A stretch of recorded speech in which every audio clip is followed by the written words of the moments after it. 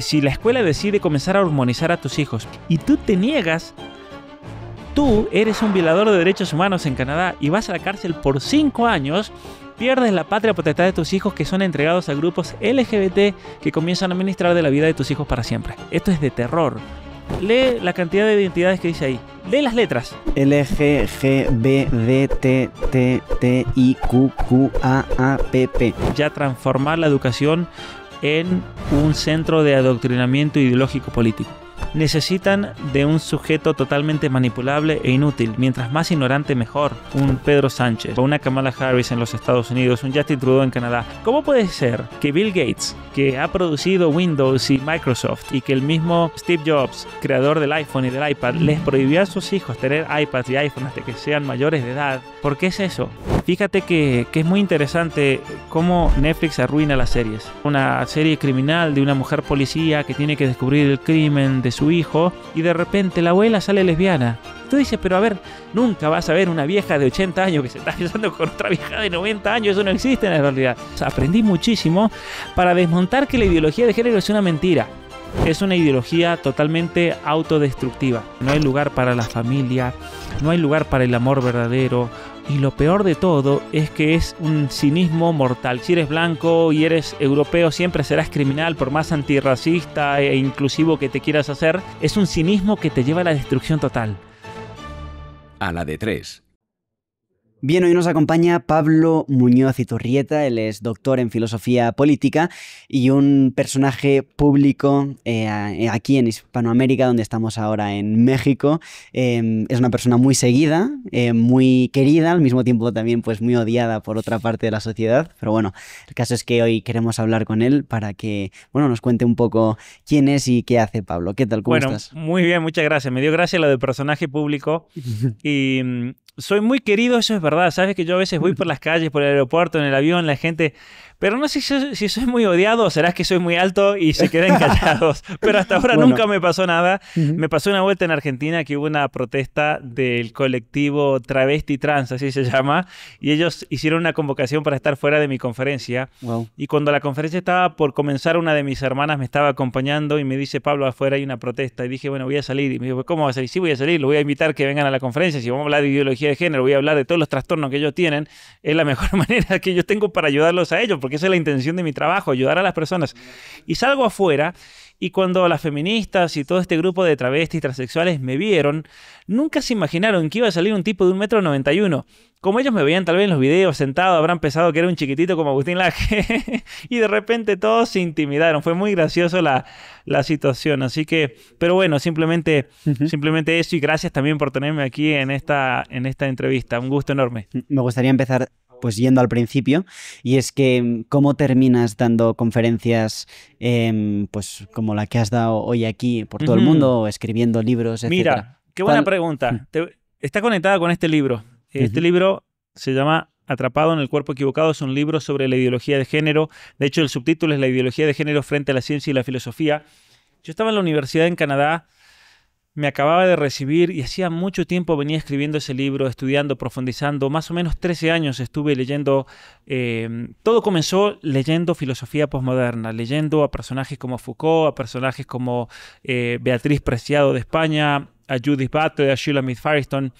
Antes de seguir con el podcast, queremos compartir algo contigo. ¿Te interesa trabajar en remoto en un sector con una alta demanda laboral y la posibilidad de buenos ingresos? Hoy en día sabemos que el coste de vida sigue subiendo tanto en España como en Latinoamérica, desde la hipoteca hasta el precio de la compra, la gasolina o incluso una simple salida. Todo se ha encarecido debido a la inflación. Mientras tanto, los salarios en muchos casos se mantienen estancados y el poder adquisitivo de las personas sigue bajando. Tal vez ya has considerado conseguir un segundo empleo, reducir gastos o incluso mudarte a una zona más económica para llegar mejor a fin de mes.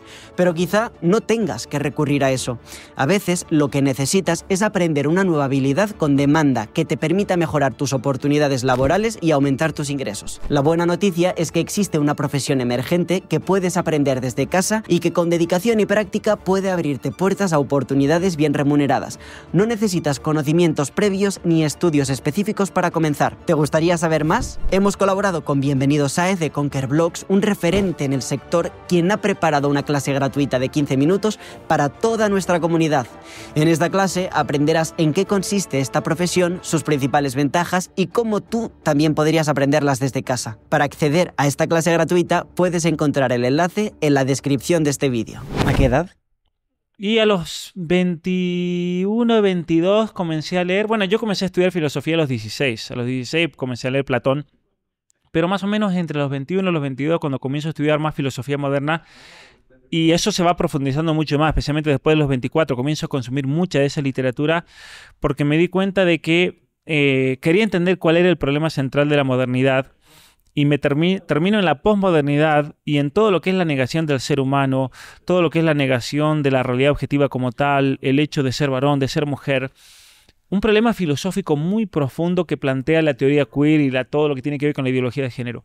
Pero en ese entonces también me di cuenta de que si uno quería realmente refutar la ideología de género, tenía que hacerlo por medio de la ciencia, por medio de la biología, por medio de la genética, por medio de la embriología, por medio de la endocrinología. Y me metí de lleno, en ese momento mi hermana estaba estudiando medicina, me metí de lleno a estudiar muchísimo artículos científicos, libros, manuales, de todos esos campos. Aprendí muchísimo para desmontar que la ideología de género es una mentira.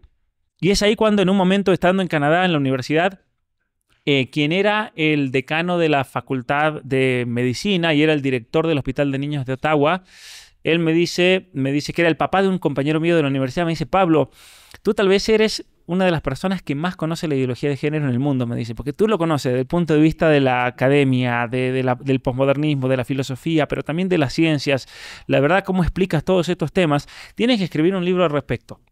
Bueno, pasa algo muy curioso porque yo en la universidad en Canadá decido escribir este libro. Quien era el decano de filosofía en ese momento, una persona de España justamente, a mí me quería mucho, teníamos una coincidencia intelectual muy grande, él me ayudó mucho realmente a que finalmente yo en Canadá pueda sacar mi doctorado, porque tú te puedes imaginar lo que fue la lucha ideológica de estar estudiando en Canadá en contra de la ideología de género, en contra de todas estas políticas públicas que se han estado implementando en lugares también como España, ¿no es cierto? Pero se ve muy bien en Canadá. Termino anunciando, bueno, voy a escribir este libro. Este gran profesor español fallece lamentablemente, que era un experto en la escuela de Salamanca, y quien retoma su puesto me dice: si tú publicas ese libro no puedes enseñar más aquí. No puedes estar más aquí, por el tema de que recibimos subvención del gobierno de Canadá, por el tema de los ataques que va a recibir la universidad por escribir un libro contra la ideología de género, y quedé cesante, o sea, quedé sin nada. Y gracias al haber quedado sin nada, yo tuve 3 meses para meterme de lleno a terminar de escribir el libro, y gracias a que no tenía trabajo en la universidad, cuando salió ese libro comenzaron a llegar invitaciones de todos lados. Fue una cosa impresionante. El libro salió publicado en diciembre del 2018 y en 2019 solamente visité literalmente 120 ciudades del continente americano, hablando sobre ideología de género y ese libro. Y así, bueno, así fue como comenzó, por eso estoy aquí ahora, porque ese libro me hizo bastante conocido en el ambiente intelectual, en el ambiente académico, en el ambiente político, en el ambiente de mucha batalla cultural, en el ambiente de las familias, de los grupos pro familia, pro vida. Luego vino el libro rojo, el de las mentiras que te cuentan, la verdad es que te ocultan, que habla acerca de los problemas de la educación y cómo están usando el sistema educativo a nivel mundial para implementar todas estas ideologías. Y finalmente, bueno, el libro que tienes en tus manos sobre la influencia de las redes sociales y la tecnología para la implementación de todas estas ideologías. Entonces yo diría que mi trabajo intelectual, académico y demás me llevó a algo que jamás me había esperado, porque yo siempre decía, bueno, voy a ser profesor universitario, voy a tener 40 alumnos, 100 en el mejor de los casos, y pasé de tener eso a tener auditorios de 1.400, de 1.500, de 5.000 personas, de 6.000 personas.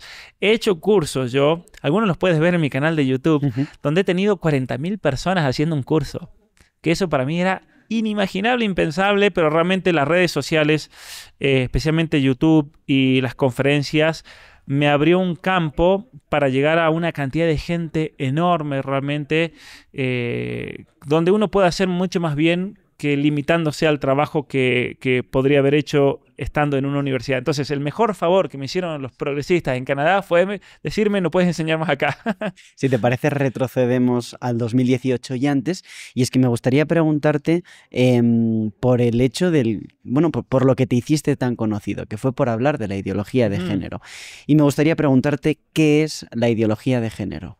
Mira, la ideología de género es una serie de postulados que surgen dentro de una corriente filosófica llamada el posmodernismo y que se caracteriza por negar la objetividad, se caracteriza por negar la verdad, la capacidad de conocer la verdad, que ve absolutamente todo como construcción social, el ser hombre, el ser mujer, el tener una naturaleza humana, y es una construcción social que se ha impuesto en nuestra sociedad con una intención o un motivo de dominación, de poder controlar. Entonces, si nosotros decimos somos seres humanos, eso tiene un objetivo muy claro que tiene que ver con el poder dominar a las personas. Si yo digo que alguien es una mujer, así lo ven ellos, ¿no? Una visión bien pervertida, con el objetivo de dominarla y subyugarla en un cierto rol de género. Básicamente es una situación donde toda la historia es opresora, donde no hay escapatoria, donde si eres blanco y eres europeo siempre serás criminal por más antirracista e inclusivo que te quieras hacer.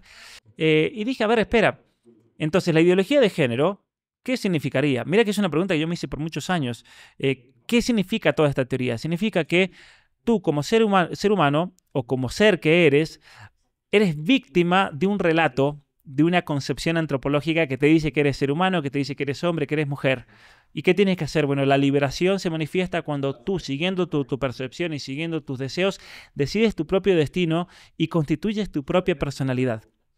Eso es la ideología de género. El decir que la persona tiene la capacidad de autoconstruirse en una personalidad determinada, con una orientación sexual determinada, con una identidad de género determinada, basada en nada más y nada menos que sus propios sentimientos y su propia autopercepción. ¿Y crees que, o sea, bueno, yo creo que al final el hombre es bueno por naturaleza? Entonces, ¿crees que hay algo de bueno en la ideología de género? ¿Podemos encontrar, o sea, bueno, Mira, o sea, ¿qué es lo bueno de este movimiento o de esta... Como todos los movimientos, no digo que sea malo o bueno, digo que debe tener algo bueno.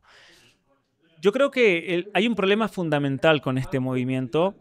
Tú acabas de decir que el hombre es bueno por naturaleza. Quien decía eso era Rousseau, Jean-Jacques Rousseau, donde él plantea, especialmente en un libro que se llama El Emilio, que básicamente todos los problemas que surgen en la vida de una persona no es por culpa personal, sino porque la sociedad lo condiciona a ser así. Te voy a dar un ejemplo muy claro que él da en su libro. Él dice que si yo soy envidioso, la culpa no es mía por ser envidioso, sino que mi vecino tiene demasiado. Entonces la culpa es del vecino.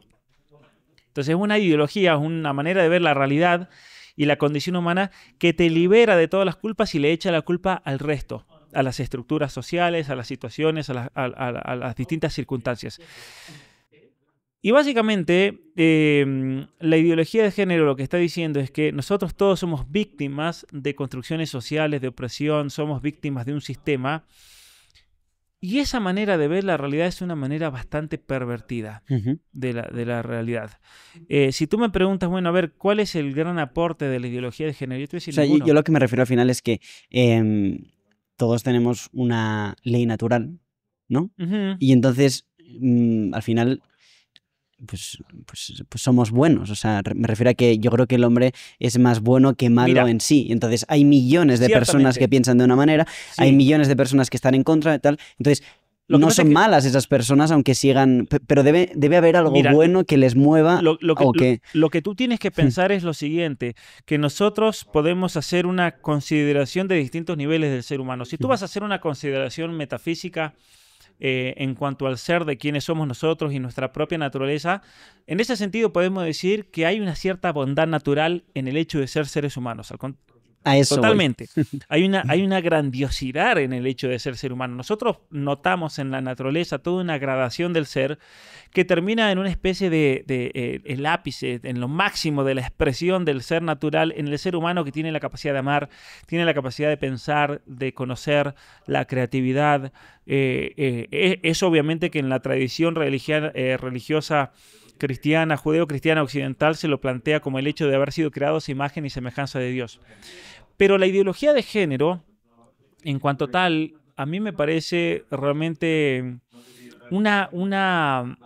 se entiende muy bien en relación a esta imagen del ser humano dotado de algo especial y como una criatura especial en lo que es la creación, lo que es la visión o el paradigma cristiano del ser humano, porque la ideología de género presenta un paradigma que está en las antípodas.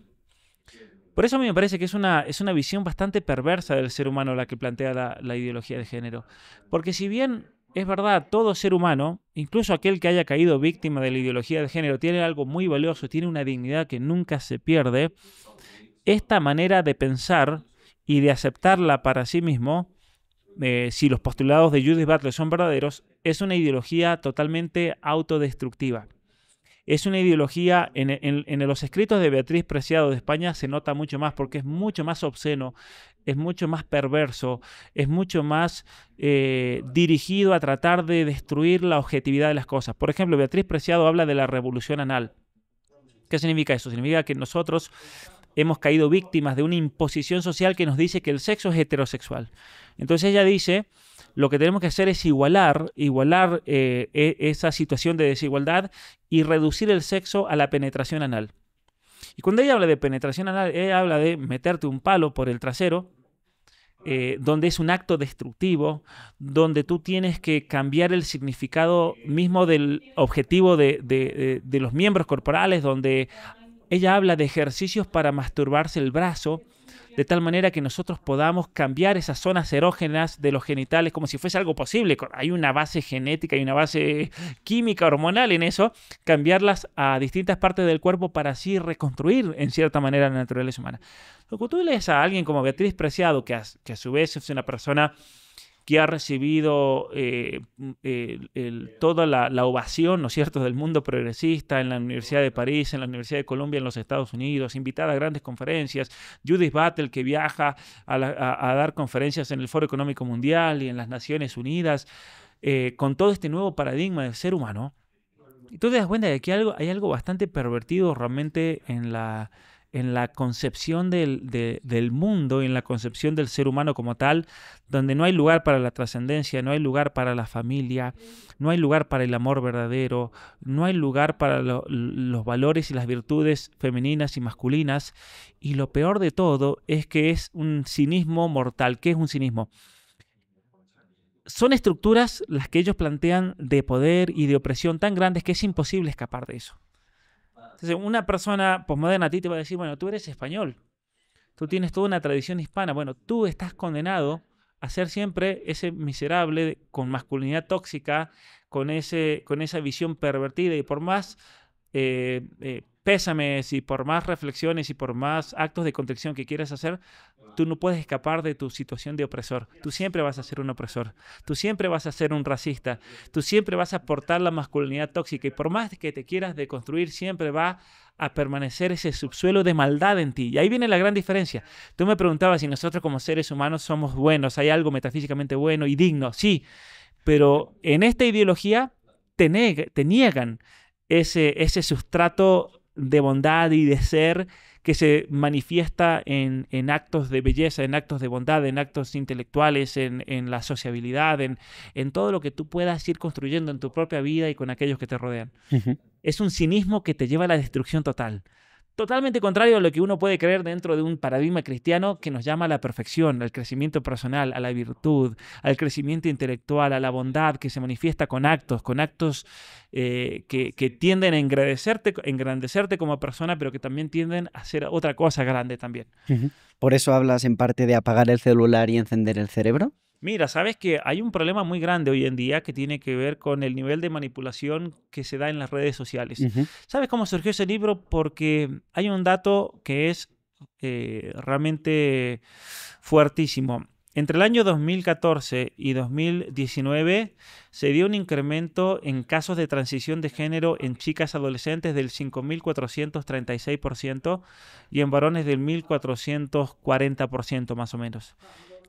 ¿Cómo puede ser que de repente tengamos una sociedad que abrace la ideología de género, que es una ideología destructiva, que por medio de transiciones de género comiencen a castrarse químicamente, que comiencen a realizarse amputaciones para amputarse órganos sanos. ¿Cómo puede ser que una generación acepte todo eso? Y es ahí cuando comienzo a atar cabos, porque a partir del año 2012 se da toda una serie de cambios psicológicos a nivel social, donde hay un gran impacto en los índices, especialmente en adolescentes, de depresión, de ansiedad, de todo lo que tiene que ver con autolesiones, intentos de suicidio, problemas de sueño, problemas de desórdenes alimentarios. Todo eso que se conjuga luego en problemas de autoestima y problemas de la propia identidad. Entonces, cuando tú ves todos esos datos, cuando tú estudias casos como España, Alemania, Italia, Inglaterra, Suecia, Canadá, Estados Unidos, que llevan unas estadísticas bastante precisas en todo eso, tú dices, ¿cómo puede ser que de repente comienza a pasar todo esto a partir del año 2012, de manera especial? Y es ahí cuando yo comienzo a encontrar una relación causal entre el ingreso de las redes sociales y las aplicaciones al celular y el uso del móvil en la comunidad o grupos etarios, tanto niños como adolescentes. Es decir, al principio dije, hay una correlación entre usar el celular, tener redes sociales y tener problemas de salud mental. Pero después me fui dando cuenta de que no, es peor todavía que eso. Hay una relación causal. ¿Dónde? ¿Y cómo hay una relación de causal? Tú dices, bueno, pero eso ahí lo tienes que demostrar. Bueno, mira, yo descubrí, gracias a personas dentro de Facebook y de Instagram, que ellos filtraron todos estos documentos, pero Facebook bueno, es Meta, que trabaja con Instagram y Facebook, durante muchos años estuvieron trayendo a expertos en neurobiología y en desarrollo cerebral en niños y adolescentes, donde en las presentaciones hablaban de cuáles son los sectores más vulnerables del cerebro humano de acuerdo a la edad y cómo entonces podían, por medio de la inteligencia artificial y los algoritmos, comenzar a minar esos sectores vulnerables para tratar de captar la atención. Entonces hablaba en una de las presentaciones de en qué momento las chicas están más propensas, adolescentes, a la ansiedad, a la depresión, a problemas de autoestima, y con qué tipo de videos, imágenes puedes comenzar a minar todo eso y a destruir y a quebrar a esa persona. Bueno, ahí yo encontré que hay una relación total.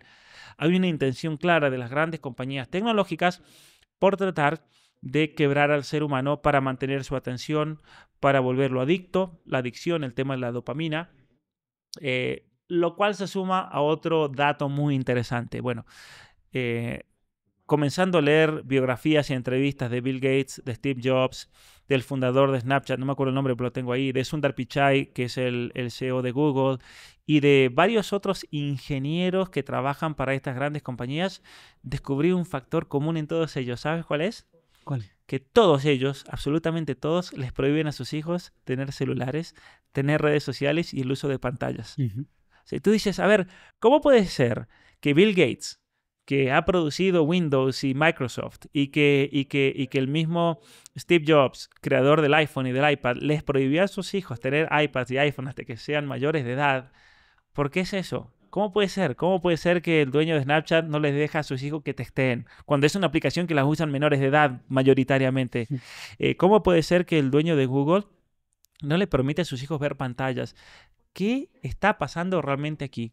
Y es ahí cuando obviamente me doy cuenta de que hay algo que se va repitiendo y es una conciencia de toda esta gente del mundo tecnológico de que realmente las tecnologías causan gran daño, pero no están dispuestos a abandonar ese modelo de negocio porque es lo que les genera gran poder, pero sí lo que no están dispuestos es que sus hijos sean los que se pierdan. No, es un problema. ¿Y a dónde vamos? Bueno, dos preguntas. La primera es cómo usar bien entonces la tecnología, cómo hacer que no te manipulen y luego también a dónde vamos, porque antes los niños jugaban con canicas en la calle de su pueblo, después pues llegaron los ordenadores, la gente quizá jugaba más a juegos de estrategia, luego el móvil, estamos conectados. Entonces, ¿a dónde crees que vamos? Porque si ahora la media de pantalla por niño pues cada vez son más elevadas, hay niños que están 8 horas con el móvil. Así es. ¿Qué pasará en 50 años? Ese es un muy buen dato el que se ha dado porque de hecho en la población adolescente, aquí estamos en México en este momento, pero en Estados Unidos y Canadá se repite, estamos hablando de 9 horas al día en jóvenes de entre 13 y 17 años. ¿Cuál es el problema fundamental de todo esto? En primer lugar, los problemas psicológicos, que ya mencioné, problemas de autoestima, problemas de depresión, problemas de adicciones, problemas de pornografía, problemas de autolesiones, problemas de suicidio, que son problemas reales. Luego tenemos los problemas de orden neurobiológico, que son tremendos, que tienen que ver con la capacidad de prestar atención, la capacidad de poder enfocarse en algo, la capacidad de la memoria, la capacidad de sociabilización. Son todas áreas del cerebro que ya se ha demostrado que están afectadas seriamente y en las cuales se está dando algo que se llama el atrofiamiento de regiones cerebrales. Esto es algo gravísimo, porque básicamente la explicación más sencilla detrás de todo esto es que cuando un niño está delante de una pantalla, y son tantas las imágenes, los cambios de escena, los colores, las luces que recibe. Es un bombardeo tan grande, el cual exige que el cerebro tenga que secretar dopamina a un nivel tan alto, que termina no solamente creando una adicción, sino que es tanto lo que se tiene que forzar ese cerebro, que no está diseñado para procesar toda esa información, que sí o sí tiene que comenzar a básicamente apagar otros sectores cerebrales para poder concentrar toda la energía. O sea, es literal que se apaga. Literal, por eso se llama sí, enciende el pensaba cerebro. Que era una manera tal, pero claro, realmente... ¿por qué? Porque cuando tú les haces una imagen de radiomagnética, una tomografía computada al cerebro de niños que han sido afectados por las pantallas, tú vas a ver que hay sectores cerebrales que no se encienden en la pantalla. Tú vas a ver el cerebro y hay sectores que están apagados. Hay estudios muy interesantes que se han hecho a lo largo de varios años y se descubrió que ya para los 12 años se veía daño de nivel daño de nivel severo en el cerebro de niños a partir de los 12 años por el uso excesivo, especialmente de Snapchat, de TikTok y de Instagram. Ya se veía, es decir, ¿qué hicieron? En la Universidad de North Carolina hicieron un estudio muy importante donde ellos agarraron grupos de 500 niños que usaban el móvil como si nada y 500 niños que no tenían móvil ni pantallas en sus casas, y a partir de los 12 años vieron diferencias abismales. De los niños que no tenían móvil y pantallas en las casas tenían un cerebro normal, desarrollado, sano, saludable y que se encendía de modo natural y que iba cumpliendo todas las etapas del proceso de maduración. Cuando el estudio se publicó, ya habían cumplido todos los sujetos del estudio los 18 años y se descubrió que aquellos niños que usaban de celulares, que tenían redes sociales y usaban de manera normal, pero en realidad es indiscriminada, tenían ya problemas de atrofiamiento cerebral severos en varias regiones cerebrales. Entonces, la gran pregunta es, ¿esos niños se van a recuperar o van a quedar truncados para siempre? Bueno, no lo sabemos. Esos niños se van a ver afectados en muchas habilidades sociales, laborales del futuro. Sí, es un hecho, es un problema gigantesco. ¿Por qué tú te crees que hay graves problemas educativos? Veamos las pruebas PISA. Las pruebas PISA demostraron que la educación en España está por el piso. La educación en los Estados Unidos, en Canadá, está por el piso. La educación en México es un desastre. Y uno de los grandes culpables de todo esto no es solamente el nivel ideológico de la educación, sino que es de manera también relacionada a esto el uso excesivo de pantallas que está afectando, y eso te lo puede decir cualquier maestro de escuela, te lo puede decir cualquier profesor. Es impresionante cómo el nuevo tipo de sujeto escolar es un sujeto escolar que está muy limitado en sus capacidades naturales, muy limitado, que no puede aprender a leer, no puede aprender a comprender conceptos básicos, conceptos abstractos. Es un problema serio realmente. ¿Y cómo podemos hacer entonces para usar bien la tecnología? Bueno, mira, a ver, hay ciertas cosas que hay que tenerlas en cuenta. Cuando estamos hablando de menores de edad, la comunidad médica, científica en el campo de la psicología y la psiquiatría recomiendan que los menores de edad no tengan redes sociales. Eso es un hecho. ¿Hasta qué edad más o menos se debería? Mira, se recomienda que solo a partir de los 16 años comiencen a abrirse redes sociales. Yo soy un poquito más estricto, yo diría hasta los 18 años que ellos se compren su propio celular, su propio móvil. El tema de las pantallas, lo mismo. Se recomienda que niños menores de 6 años tengan 0 minutos frente a pantallas. Es decir, un niño menor de 6 años no debería ver pantallas. Y para nosotros que somos grandes, tenemos que tener en cuenta de que estas tecnologías son una gran herramienta en tanto y en cuanto te puedan potenciar.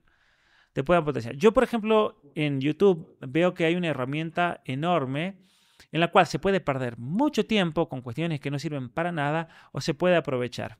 Se puede aprovechar aprendiendo, formándote, escuchando entrevistas interesantes, aprendiendo tutoriales para hacer cosas. Es una herramienta realmente muy valiosa donde tú puedes aprender mucho de personas muy formadas y muy capacitadas. Pero también se pueden volver una pérdida de tiempo, especialmente cuando hablamos de Instagram, cuando hablamos de TikTok, cuando hablamos de Facebook, que tienen un algoritmo diseñado para captar tu atención y tratar de quebrarte psicológicamente. Entonces, ¿de qué manera tenemos que usar el celular? Yo creo que una de las cosas que yo planteo en mi libro es primero nos tenemos que formar acerca de la tecnología. Cómo funcionan estas redes sociales, cómo funcionan las aplicaciones, cómo es que extraen datos, cómo es que ellos te intentan quebrar. De hecho, yo ahí tengo una guía de cómo darte cuenta si te están afectando para la depresión y las adicciones, por ejemplo, y la ansiedad, cómo detectar si uno tiene un problema. Y a partir de ahí uno tiene que tomar medidas para rediseñar la vida. Medidas muy fáciles, por ejemplo, de decir, bueno, mientras yo coma una comida, y esto es algo que está comprobado, no estar con la pantalla enfrente mío, porque eso sí realmente me afecta a los procesos digestivos. Cuando estamos en familia, no estar con el celular, porque es un momento que tenemos todos para crecer y para hablar y para conversar.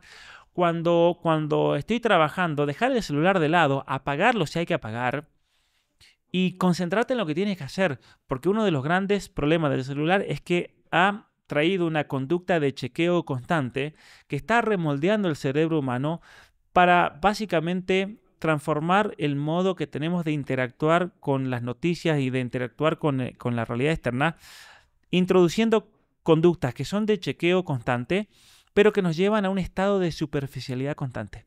Y eso es un problema muy grande. Es un problema muy grande que se ve en las universidades, que los jóvenes ahora no pueden terminar libros, no pueden terminar. Yo estuve en la Universidad de Princeton el año pasado, en julio, en un curso, y uno de los profesores me decía, Pablo, cuando tú estuviste aquí en Estados Unidos en la universidad, ¿cuántos libros te daban por materia? ¿Te acuerdas? Estoy hablando más o menos del 2001, 2002. Y yo dije, mira, nos daban uno por materia. Y si yo tomaba 4 materias, significaba que por semana me tenía que leer 4 libros. Bueno, él me dijo, ahora, con suerte, le puedes dar un libro por semestre a un alumno y con suerte lo termina. Pero la mayoría no puede enfocarse por más de una página. ¿Y por qué crees que es eso? Me dice él. Y digo, por las redes sociales. Claro. Y me dijo, sí, y por eso nosotros, eso en la Universidad de Princeton, estaban debatiendo si prohibir TikTok. Prohibir TikTok en la universidad. Porque es tal el nivel de distracción que los estudiantes están tan enviciados que no pueden. En mi Twitter lo publiqué hace como un año. En Harvard hay un profesor que se equivocó de clase o llegó más temprano a su clase. En Harvard tienes en algunos auditorios que son como teatro para las clases más concurridas. Y él entra y de repente el profesor todavía estaba hablando y vio algo que dijo, no, pero espera, a ver, todos los papás de estos jóvenes o ellos se han endeudado o están pagando 40, 50, 60 mil dólares anuales para estar aquí en Harvard.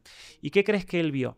Todos estaban con sus aparatos, sus laptops abiertas. ¿Y qué se veía en las laptops? Videojuegos, Tetris, Facebook, videos que no tenían absolutamente nada que ver con lo que el profesor estaba dando ahí abajo. Pero todos, absolutamente todos, estaban en otro mundo. Entonces, hay universidades que ya están prohibiendo el uso de las computadoras en las clases. Porque es realmente el nivel de distracción tan grande que es inevitable, que la única solución es que tú tengas que apagar el celular. Es la única manera para poder concentrarte en lo que te toca hacer. ¿Y quién gana consiguiendo a una sociedad inculta o a una sociedad enganchada a las redes? ¿Quiénes ganan con esto? Mira, qué buena pregunta. Yo creo que hay muchas motivaciones detrás de todo eso. El político necesita de una sociedad inculta, no todo político, pero hablemos de un tipo, un Pedro Sánchez, de un López Obrador aquí en México, Claudia Sheinbaum, una Kamala Harris en los Estados Unidos, un Justin Trudeau en Canadá. Necesitan de un sujeto totalmente manipulable e inútil. Mientras más ignorante, mejor. De hecho, hay un video que se hizo muy viral de López Obrador aquí en México donde él dijo, mis votantes es la gente ignorante, dijo. Lo dijo así. Lo dijo en el sentido de que, bueno, los ignorantes, la gente pobre, humilde. Pero no, hay otro significado. Ellos necesitan de la ignorancia de la gente para poder perpetuarse. Cuando tú comienzas a tener una sociedad que comienza a pensar, que comienza a discernir, que comienza a formarse, se vuelven alguien peligroso para la supervivencia de estos políticos que viven del sistema. Entonces, el político va a querer una sociedad tonta.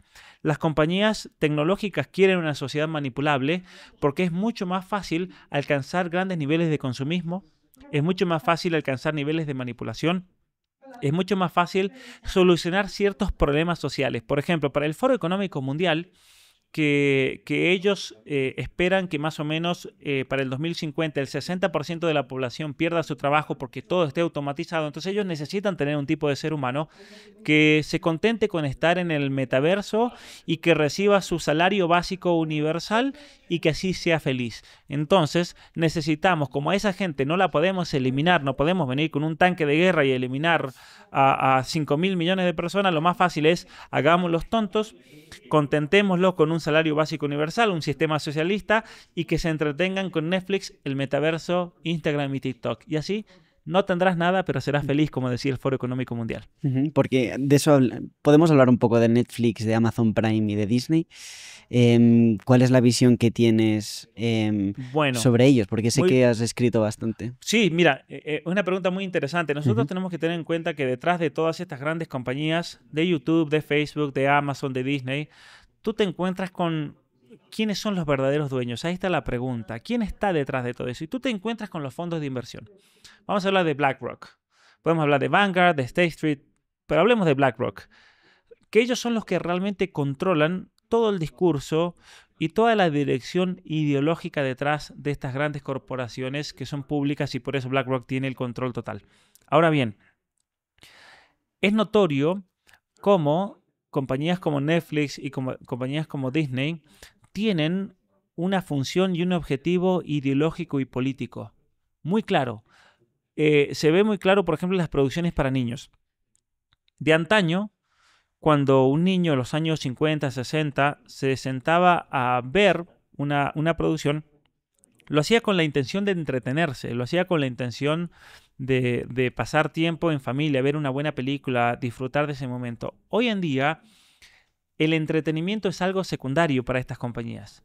Hay un objetivo que es profundamente político y de adoctrinamiento ideológico como primario y que luego se va a ver reflejado en la orientación sexual de los personajes, se va a ver en las ideologías, en las ideas que se van comunicando por medio de esas producciones, en lo que atacan, en lo que defienden.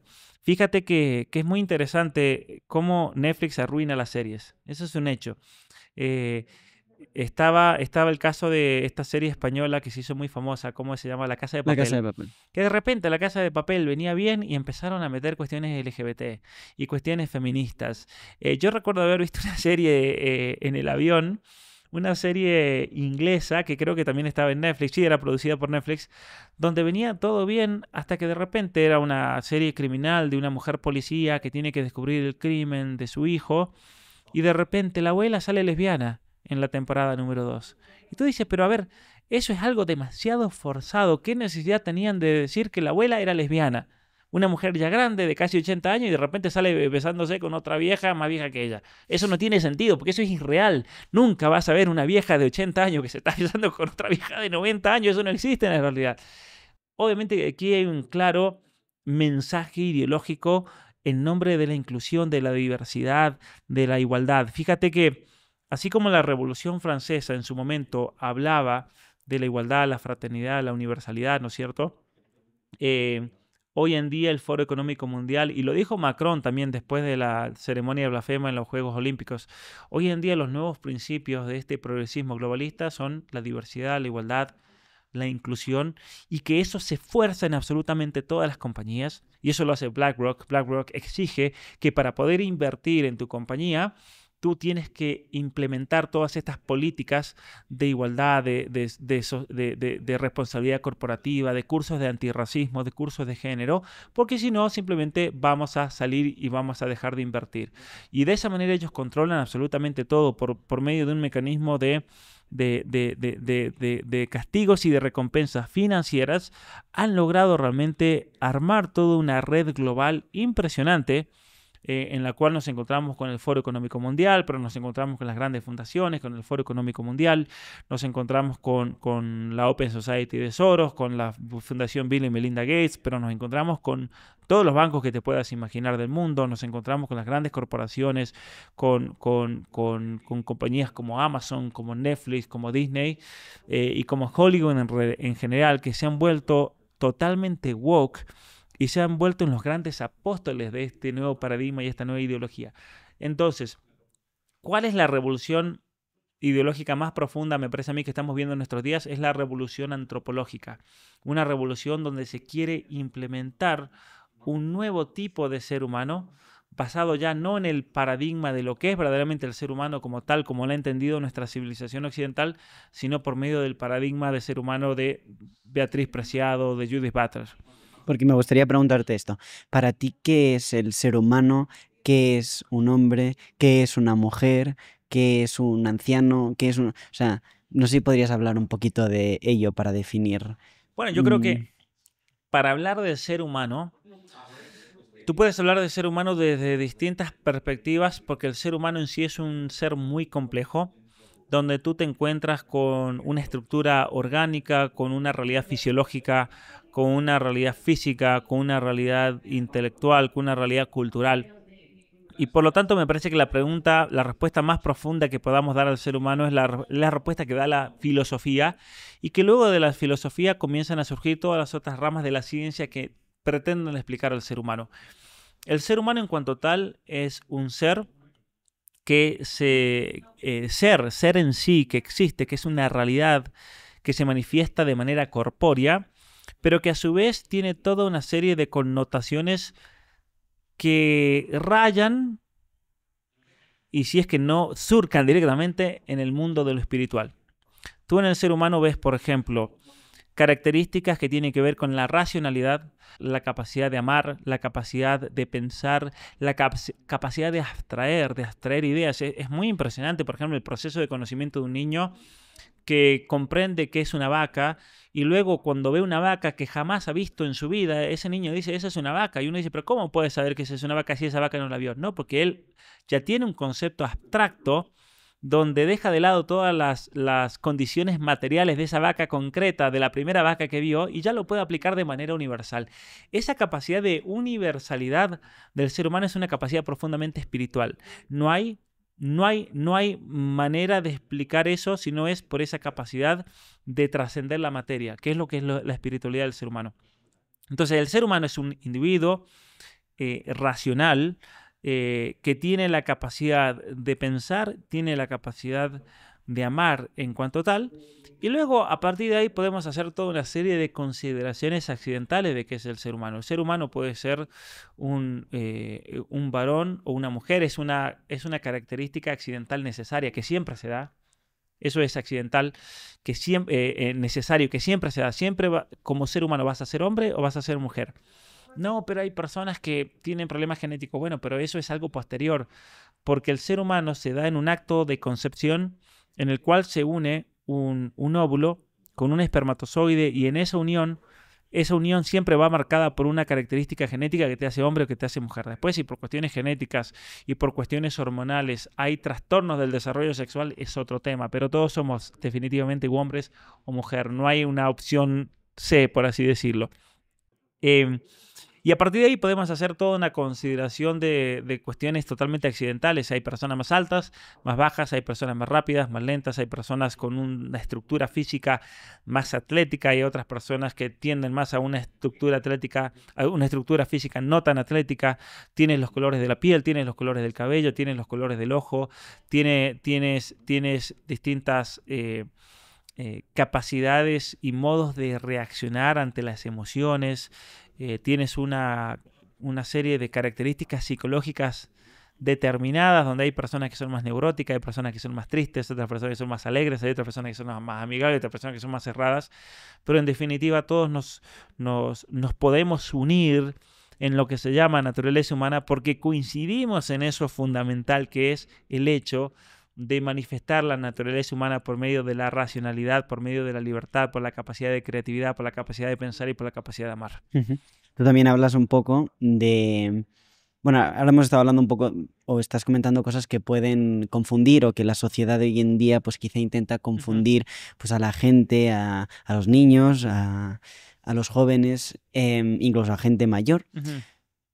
Entonces, de alguna manera se puede estar dando como una especie de batalla de los padres, que creo que también has hablado varias veces de esto, ¿no? Con el siglo XXI, etcétera. No sé si podrías hablar un poco de Mira, estos temas. Ciertamente, cuando tú tienes una familia, y tú realmente sientes sobre tus hombros el peso y la responsabilidad de educar a esos hijos, de educarlos para que esos hijos lleguen a ser la mejor persona que puedan ser, para que esos varones lleguen a ser verdaderos hombres y esas hijas lleguen a ser verdaderas mujeres.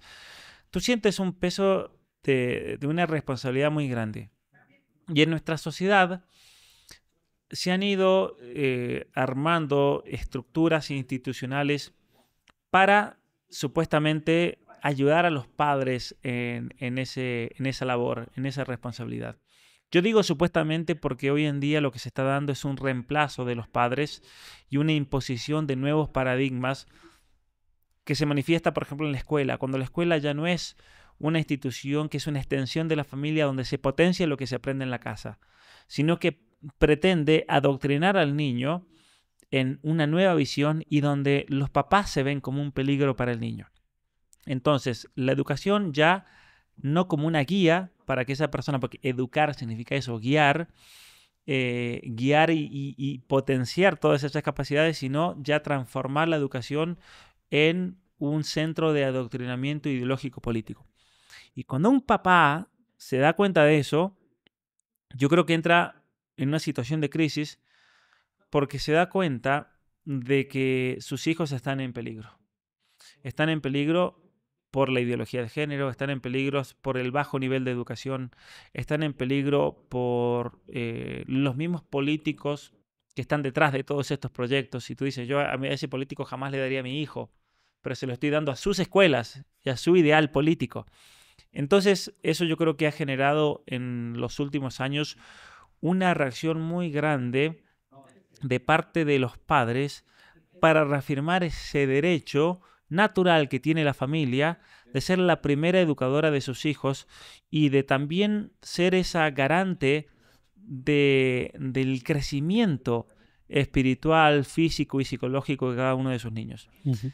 Fíjate que hay una frase dentro de la jurisprudencia de los derechos humanos que dice que nosotros realmente nos preocupamos de los derechos humanos cuando los derechos están bajo ataque. Bueno, si nosotros miramos a nuestra sociedad actual, nos damos cuenta de que hay un movimiento pro vida muy grande, al menos aquí en Hispanoamérica. Uh-huh. Hay un movimiento muy grande a favor de la familia y a favor de los padres que luchan por sus derechos y el derecho a educar a sus hijos. ¿Y eso por qué es? Porque esos derechos están en peligro. Y no solamente están en peligro, están en algunos casos en un estado de violación absoluta, como pasa en Canadá. ¿Sabes que en Canadá tú mandas a tus hijos? Yo vivo en Canadá, por las dudas, para que esto quede claro. Tú mandas a tus hijos a la escuela y el Estado te los comienza a adoctrinar partiendo desde los 3 años con la presencia de transexuales que vienen a la escuela de manera regular, grupos LGBT, que se dedican a adoctrinar a niños y a decirles que el ser varón y ser mujer es algo que se lo impusieron sus padres. Y que eso que le han impuesto los padres es un error enorme porque es una construcción social de la cual esos niños se tienen que librar a sí mismos. Y por lo tanto, la función de la escuela ya no es enseñarle a los niños a leer o a escribir, a pensar, a sociabilizarse, sino que la función de la escuela es enseñarle a los niños a descubrir su verdadera identidad de género. Ahora, nosotros cuando nos preguntamos qué es esa identidad de género, te voy a mostrar esto.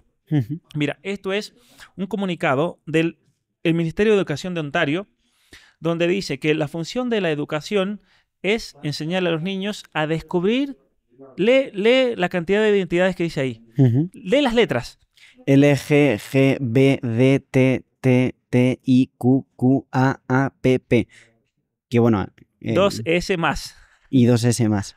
Bueno, aquí se puede ver. Es increíble. Bueno, después se lo voy a mandar para que ustedes lo vean. ¿Qué es esto? Es increíble. O sea, la función de la escuela es enseñar a los niños que su verdadera identidad de ser lesbiana, gay, género queer, bisexual, demisexual, transgénero, transexual, dos espíritus, intersexual, queer, alguien que se cuestiona, un asexual, aliado, pansexual y poliamoroso. Esto comenzando con 3 años. Entonces tú como papá dices, espera, eso es una locura. Tú a mis hijos no le vas a enseñar que puede ser un asexual, un poliamoroso, un queer, un bisexual, un bigénero, un género no binario. Tú te opones a eso. Tú vas a la escuela y dices, yo voy a sacar a mi hijo de la escuela porque esto que están haciendo aquí es una perversión. Yo no quiero que mi hijo asista a estas clases de adoctrinamiento. Bueno, en Canadá ahora hay un debate muy grande en el Parlamento porque quieren imponer una multa de $25,000 por ocasión que un papá se queje de eso. $25,000. A tu hijo te lo comienzan a adoctrinar en la escuela te lo confunden, y esto pasa mucho, especialmente en familias donde no hay una... Lamentablemente en Canadá el 50% de los matrimonios terminan en el divorcio, hay muchos problemas de separación, hay muchos problemas de familias que están mal constituidas, y eso tiene un impacto psicológico muy grande en los niños. Esos niños son los que son víctimas y están muy vulnerables a la ideología de género. Te lo adoctrinan en la escuela. En todas. En todas, en absolutamente todas las escuelas de Canadá. Te los adoctrinan. Comienzan a hacer la transición social. Le cambian el nombre a tu hijo. Te voy a contar un caso muy directo. Hay un matrimonio seguidor mío. Ahora ellos no tienen ningún problema familiar, no están divorciados. No, son una familia católica, creyente, mexicanos que se fueron a vivir a Canadá. Llegan a Canadá y a los 3 meses de llegar a Canadá recibe un reporte escolar la señora y a su hija, que se llama María, le llega el reporte al nombre de Tomás, con el mismo apellido. Entonces la señora va a la escuela y dice, se confundieron de reporte con un niño que tiene el mismo apellido. Y el médico, ¿sabes lo que les dijo? Les dijo, el profesor, perdón, el maestro de la escuela les dijo, no señora, lo que pasa es que ustedes vienen de México y México es una sociedad muy machista donde le imponen el sexo a sus hijos. Entonces, para que su hija tenga la libertad de poder elegir y ver quién es, la vamos a hacer que viva como hombre por 1 año para que ella se deshaga de toda esa imposición heteropatriarcal. Y pueda ser más libre. Y sea más libre. Y una vez que ella se deshaga de esa categoría de mujer cisgénero, puede elegir cuál es su verdadera identidad sexual y de género. Mira lo que es. Ahora, aquí viene la cuestión, se pone más peligroso. Entonces esa señora me contacta a mí y me dice, necesito hablar con usted porque me han hecho esto. Si yo me opongo, me han dicho que me van a demandar. Bueno, en Canadá, si tú te opones a eso, a un papá son 5 años de prisión. 5 años de prisión, vas a la cárcel y pierdes la patria potestad de tus hijos. Eso es lo que yo llamo el totalitarismo de género. En Canadá, si tú te niegas a que a tu hijo le cambien el nombre en la escuela, que les cambien el pronombre, si tú te niegas a que lo adoctrines de género, si la escuela decide comenzar a hormonizar a tus hijos, porque en Canadá van a las mismas escuelas a hormonizar a los niños con bloqueadores hormonales, y tú te niegas, tú eres un violador de derechos humanos en Canadá y vas a la cárcel por 5 años, pierdes la patria potestad de tus hijos que son entregados a grupos LGBT que comienzan a administrar de la vida de tus hijos para siempre. Esto es un infierno realmente, esto es de terror.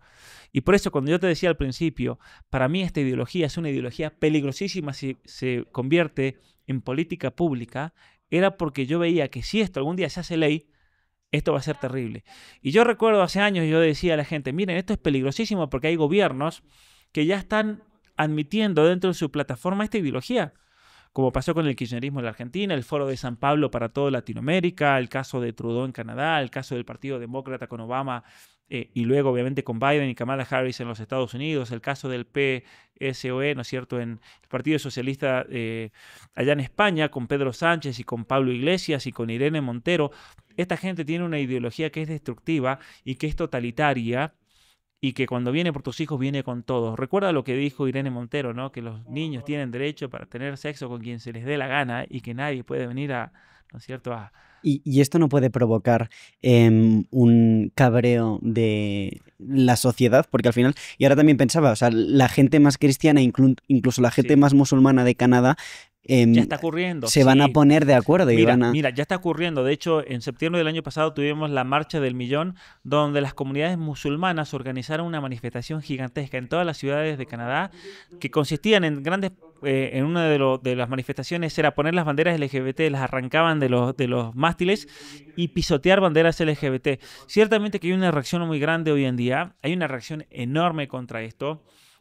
Tuvimos la revolución de los camioneros, la gran manifestación que se dio contra el gobierno de Trudeau, porque la gente está cansada. Y fíjate que yo fui parte de esa manifestación, y una cosa que me sorprendió fueron los carteles contra la ideología de género, en favor de la familia, en favor de la libertad religiosa. Yo tengo un amigo en Canadá, que es el pastor Arthur Pawlowski, que en los últimos 2 años ha estado 20 veces en prisión simplemente por contradecir y predicar en público contra la ideología de género. Entonces, eso es un crimen en Canadá, es un crimen de pensamiento, como la novela de 1984 de Orwell. Entonces, estamos viendo en una distopia realmente en Canadá, donde el progresismo y todas las políticas públicas del Foro Económico Mundial se han hecho realidad, y vemos claramente cómo eso viene a destruir totalmente los fundamentos, comenzando por la familia y por los más inocentes de nuestra sociedad. Entonces, tarde o temprano esto va a explotar. Yo creo que sí.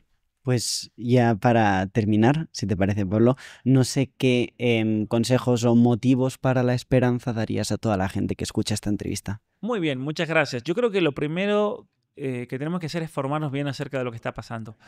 Informarnos bien, porque mucha gente desconoce, incluso en Canadá, muchas de estas cosas que están pasando. Porque la gente hoy vive metida en sus ocupaciones, hoy en día te quieren distraído, te quieren totalmente superficial, quieren que solamente te tragues el relato que te ponen los medios hegemónicos y listo. Y de esa manera te vuelves una persona totalmente manipulable. Entonces yo a la gente le digo, tienen que comenzar a formarse, tienen que comenzar a leer. Tienen que comenzar a profundizar qué son estas ideologías, cómo eso puede impactar en la vida de uno y cómo también esas ideologías se ven representadas en el ámbito político. Porque hay mucha gente de muy buenas intenciones que termina votando a políticos que quieren la destrucción de tu propia familia y de tu propia vida. Y tú dices, pero ¿cómo puede ser que yo voté por una persona así que quiere la destrucción de mis valores? Bueno, porque nunca te formaste bien, nunca te interesaste por la cuestión política, nunca te interesaste por el gobierno realmente de tu ciudad. ¿Por qué? Porque el gobierno te quiere irresponsable. Deja que nosotros nos hagamos cargo de todo. Deja que nosotros nos encarguemos de la educación de tus hijos. No te preocupes, todos nosotros vamos a tomar tus funciones. Y en definitiva hemos tenido una sociedad totalmente manipulable que se manifestó de lleno en el 2020. El 2020 fue una prueba mundial de que el nivel de manipulación y de control es enorme, es enorme. Pero también lo bueno es que mucha gente comenzó a despertar. Mucha gente comenzó a darse cuenta realmente de qué hay detrás de todo esto. Y entonces mi gran esperanza es lo que decíamos recién, el ser humano tiene una bondad natural y una dignidad por su propia naturaleza, está llamado a algo trascendente que sí o sí la conciencia y ese llamado a la trascendencia sí o sí siempre te golpea de fondo, siempre, siempre.